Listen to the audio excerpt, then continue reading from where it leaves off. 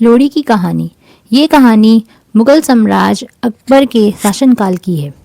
एक समय था जब गरीब बेटियां सुरक्षित नहीं थीं। उस समय कुछ अमीर व्यापारी और जमींदार गरीब लड़कियों को पकड़कर उन्हें गुलामी के लिए बाजार में बेच देते थे। तभी आए एक सच्चे नायक दूल्हा भट्टी। दूल्हा भट्टी ने इसका विरोध किया। उन्होंने बहुत सी लड़कियों को इन सौदागरों से बचाया।